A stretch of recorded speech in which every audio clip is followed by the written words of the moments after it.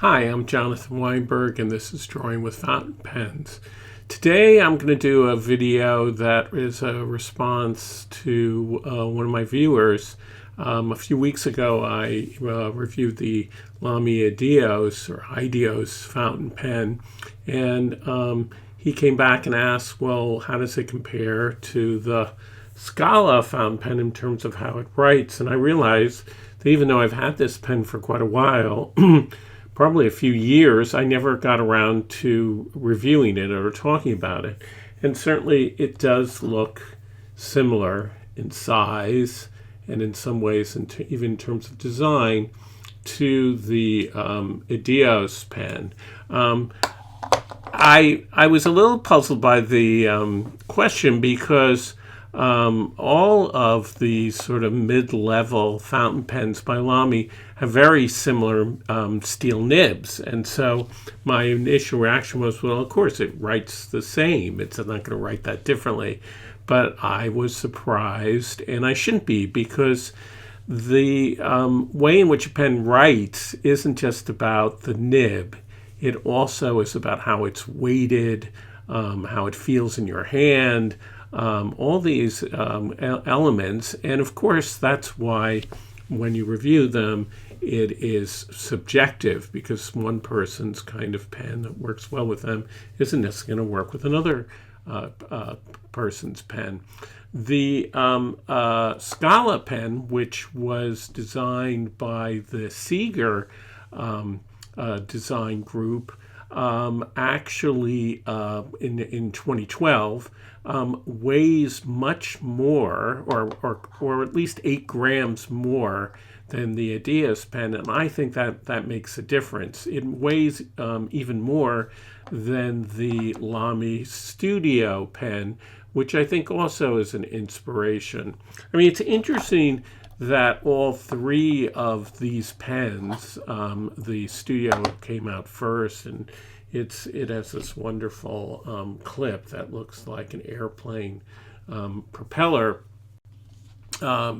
It really, I think, sort of sets the standard in terms of a kind of size. And I think it goes all the way back to the Lamy 2000 as well, which was designed in the 1960s and is probably Lamy's, along with the Safari, Lamy's most favorite pen, right?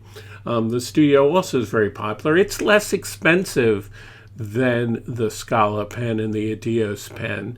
And I think it's a very elegant pen. But I noticed that all three of these pens are very similar in size. And these pens are assembled by Lamy. Of course, the materials are made by machine, but they are hand assembled. They're beautifully designed. But I would imagine when they go to a designer to make a pen, they don't want to entirely remake every element, and that a designer and the whole team that is working on these things wants to, do it in a way that the factory can produce them. So there's got to be limitations. And I'm just assuming this, just in the same way that when a car company makes different kinds of models, it often wants to try to use the same body, not the bodies, but platform, so that they can use the same platform for many different kinds of models. My guess is that there are certain design considerations that result in certain elements being similar. And in the case of these three pens particularly, I'm thinking about the way in which the section looks, and it's very, very similar. And of course, they all use nibs that you can put on each one of the pens. I believe are going to fit. They are going to use the same converters. So there's certain elements that the designer wants to work with, even as they also change different elements in the pen. Anyway, so I'm just going to look more closely, and again, also talk, as I like to, a little bit about the design history of this pen and who designed it. So here's the Lamy Scala pen, which was designed by Siegler Design. Siegler Design was founded by the architect Dieter Siegler, but gets taken over by his son, Christian, and Michael. And they run the firm now, although Dieter Siegler is still alive. Dieter Siegler is a very well-known architect who in his career really begins to focus on interior design. So he designed many buildings, but then really in a modernist, I would say, neo-Bauhaus style, and then shifts one of his major focuses to interior design, designs things like bathroom fixtures that are really very popular, very high-end, very sleek, beautiful chrome design in the sort of tradition of, I would say, Marcel Breuer and the Bauhaus. And that tradition continues with the design firm, which is run by his sons. It's one of the things that is interesting about the Bauhaus. There was a lot of the Bauhaus was about making design for the masses and using factories and machines to make beautiful design. But somewhere along the way, that seemed to have turned into design, high-end design, often for very expensive and luxurious items. And I would say the Siegler design firm really does focus on luxury items that nevertheless have a kind of look of functionality, of streamlined elegance. When they describe this pen, they say it combines purest formality and emotionally charged details with a robust elegance, and there is this sleekness to this. Indeed, this is a pen that is meant to be more expensive than the standard studio pen, which I have said already, it looks somewhat alike in terms of size, particularly in the way it ends, and then when you take the cap off, you see that the section has a certain similarity to it, very similar section. So when you actually take the caps off, the pens have a similarity, and of course the nibs are very similar. But this pen is $159. The Studio Fountain Pen, I think, is less, depending on which model you get and which finish it comes in. And then the Scala pen also comes in special edition colors, and you can get now a red version of it, which has a gold nib. And of course you can get a gold nib for the studio version. There's a version, I believe, that's in palladium. Actually, I have that version, and that comes with a gold nib, and that's more expensive, but not as expensive as the Scala pen. So, so this is definitely designed with luxury in mind.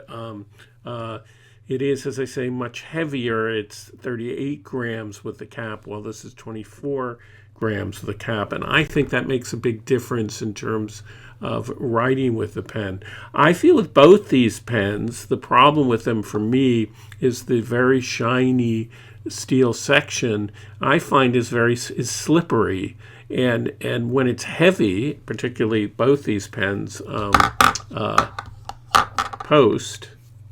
So when it posts, it's extremely heavy. It feels extremely heavy, and it also weighs down. The cap is really heavy, and so this is not a pen that I think is comfortable to post. And then also I find slippery. This pen, the Studio pen, also posts very securely, but it is much better balanced than I think than the Scala pen, and that may have something to do with the popularity of the pen. And likewise, the Ideos pen, which I think also has a similar section, except for it has this kind of tear shape to it, if you can see that. And for whatever reason, actually it's very nicely designed. I can hold that much better, much more securely, and it's lighter, feels much lighter. And let me put the top on it. it is also, even though it makes it too long, it's not a, I would not post this pen because it just makes it too long, but it's not, it's weighted better. But as I say, I wouldn't post this. I mean, probably a solution with at least these two pens is not to post them. And you can see how there's a kind of lineage that they relate very closely to each other, I think, and yet they're sufficiently different. There's a kind of aesthetic to Lamy pens that we have three different designers here. This is designed by the Ideos group. The Studio pen is designed by Hans Wettstein. And that's the earlier pen. So each of these designers has their own distinctive, aesthetic, but they are fitting that aesthetic, or they've chosen. Lamy chose them, let's put it this way in some ways. Lamy chose these designers, I think, because it fits the overall Lamy aesthetic. And also these designers are working within that aesthetic and making subtle variations on it, which I think is really quite beautiful. I love that about Lamy pens, in fact, that there is tremendous care to how they're done. They have a beautiful finish to them, the way they fit together. All three of these pens, the way in which the caps click, it's all very beautifully done in every particular case. And yet, as close as these three pens look, they don't actually write the same, even though the nibs are absolutely similar. There is a difference in terms of the weight of the pen. And so the question that I was asked, well, how do these pens write? How does the Ideos compare to the Scala? I would say the Ideos actually writes much better. I'm not a big fan, as I say in my review, of the peculiar way in which this pen comes apart and the way in which you have to fit it together in terms of the section when you're filling it with ink. It's fussy because of the way in which it has to be a fit into this tier shape, and it's fussy in terms of the way it has to come together, and yet once you get it working and you hold it in your hand, it's actually very comfortable. And I've enjoyed actually using this pen. I think the reason the Scala pen I've had for such a long time, but I don't use it very much, is that I just don't enjoy writing with it as well because it's too heavy. Although I think it is very, very beautiful to look at. Now, on the subject of beauty, it's interesting to me the way in which this pen has been advertised. The Scala pen, I think what's perhaps one of the most interesting things about it is its name. What does that mean? Scala in Italian means steps or ladder. It also, as I Googled it, there is a programming language called Scala. I don't think that's what they had in mind. I think when they designed this pen, they gave it this name. I think they had in mind the La Scala Opera House in Milan, which is one of the most famous of the great opera houses in the world. And it is that opera house which is most associated with Maria Callas.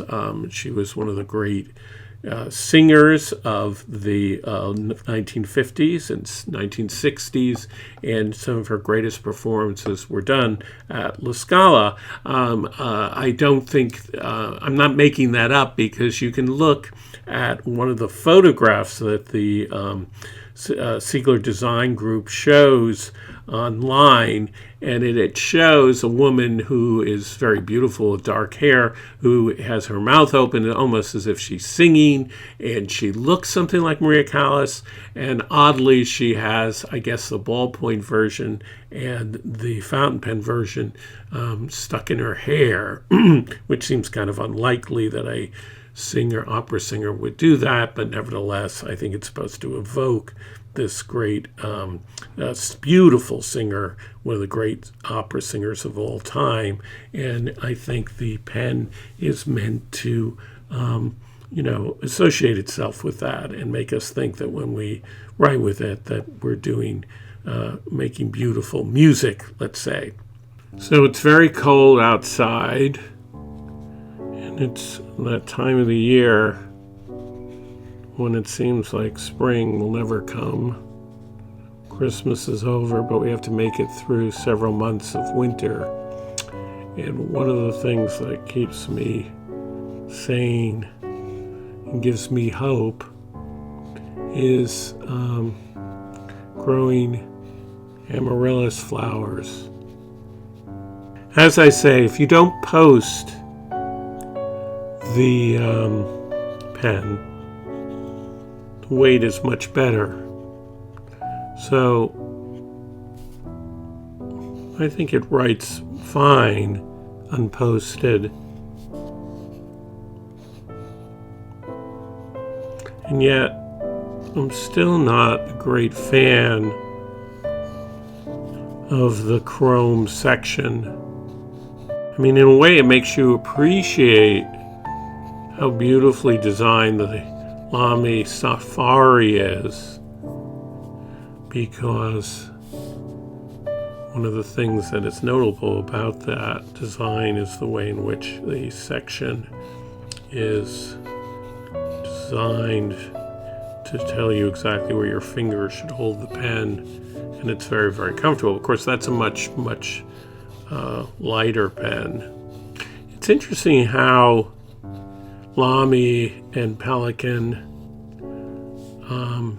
have, in a way, had to deal with their own success, in that they designed in different times pens that are so iconic that people love so much that it's hard for them to come up with another pen, that people are going to love and be so, enamored with and work so well. And so whenever I'm using a Lamy pen, particularly one of my most famous pen is the Lamy 2000, and I'm always thinking, well, it's not as comfortable as that. The nib, however, this is a broad, is very nice, and of course it's not that different from a Lamy Safari nib. And that's one of the things, you can get from Lamy a $30 pen or less, and the nib is going to be very, very similar.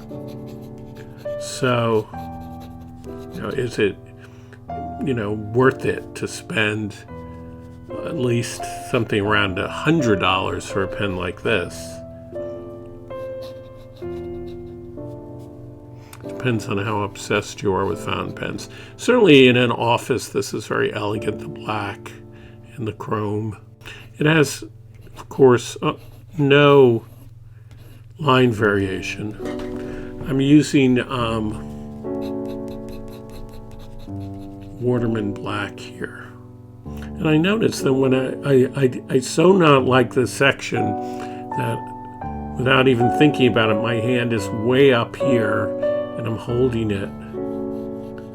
Because I think this part of the pen, it's an all steel body with, I'm not quite even sure what this material is. If it's similar to the material that they make the Lamy 2000 out of. Whatever this material is, whether it's made of plastic or this micron, it's very pleasant. And I wish that, in fact, the whole pen was made out of this material, then I would like it much more. But perhaps it would look as nice, or it would look too much like the Lamy 2000. Now, I've said this many times, I'm not quite sure why it is that Lamy doesn't do a series of pens in the same way that this pen is designed that utilize a similar nib to the Lamy 2000 and variations on that iconic pen. But I suspect that the profit margin on the nib that comes with the Lamy 2000 is not as great as it is on these pens. But I'm just speculating on that. Maybe other people who watch this channel know better.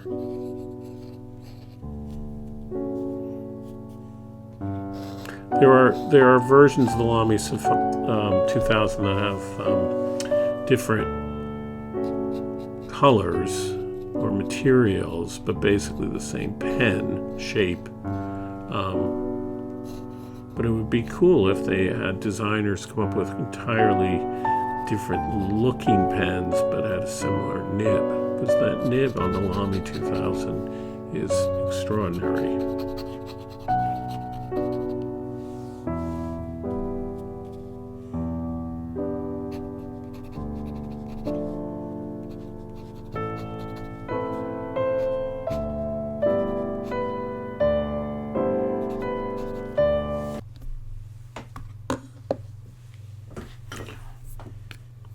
So how does it write?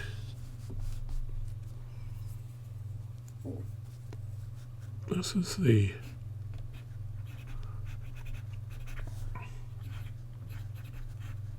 Scala, has a broad nib.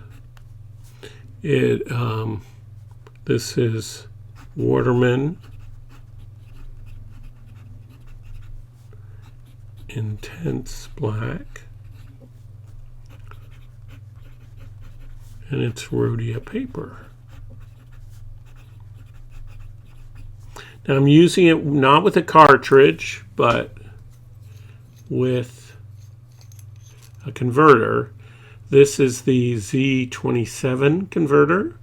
That's very important to keep that in mind, that Lamy makes a converter that fits the Safari pen. It has two little plastic like sort of nibs that fit into that, and that is not as I don't think that'll fit in this pen.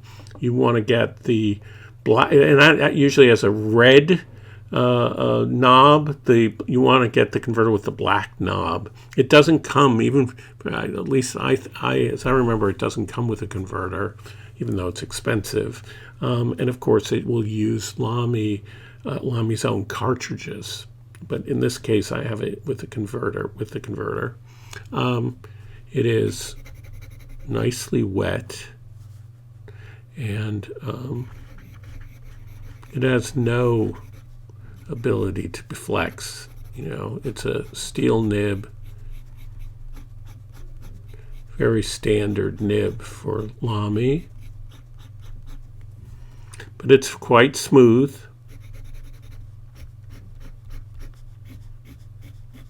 It has a tiny little bit of feedback. I really, when I first started using fountain pens, I wasn't so thrilled with Lamy nibs, but I find that their broad and medium are fine. I do not like Lamy fine and extra fine nibs, but the broad and medium I think is good.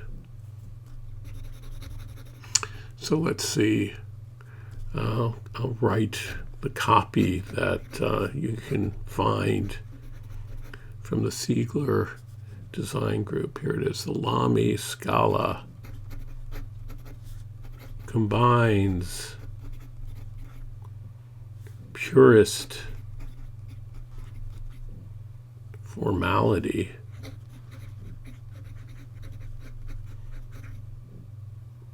and emotionally charged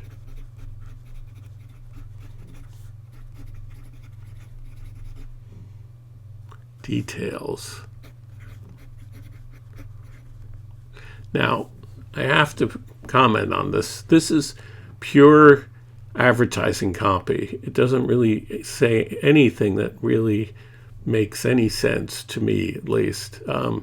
What is purest formality? Purist, I think, relates to the idea of less is more, of the Bauhaus sort of mantra, that it is simple and elegant, I suppose. But but I'm not quite sure what the formality part of it is. I suppose maybe that's supposed to suggest that you can use it in the office. That's very formal. Maybe it looks a little bit like a tuxedo or something. But here I don't get emotionally charged details. I don't see any details on this pen that makes me emotional or and is charged. Maybe if you're someone who's very involved in hand making a fountain pen, you would get all emotional about it. But I'm personally not that emotionally charged with it.